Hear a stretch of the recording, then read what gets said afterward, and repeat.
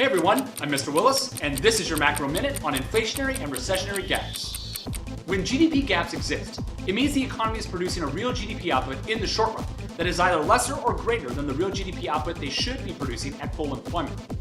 When an inflationary gap exists, it means an economy is producing more real GDP output than it should be. An inflationary gap refers to the difference between the real GDP output that the economy should be producing at full employment and the real GDP output it is currently producing in the short run. For example, if the economy for country A has a quantity full employment of $500 billion, but country A is currently producing a real GDP output of $700 billion in the short run, country A is experiencing an inflationary gap of $200 billion. Despite its name, an inflationary gap doesn't necessarily mean that prices are rising when this gap exists.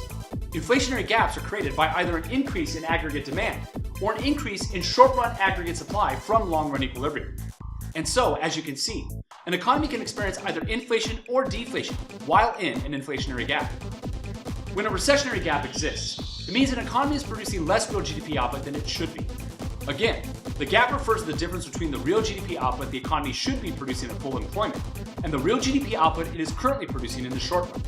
For example, if the economy for country B has a quantity full employment of $800 billion, but country B is currently producing a real GDP output of $300 billion, country B is experiencing a recessionary gap of $500 billion. Recessionary gaps are created by either a decrease in aggregate demand or a decrease in short-run aggregate supply from long-run equilibrium. An economy can experience either inflation or deflation while in a recessionary gap. Thank you so much for watching. That's inflationary and recessionary gaps, and this has been your Macro Minute.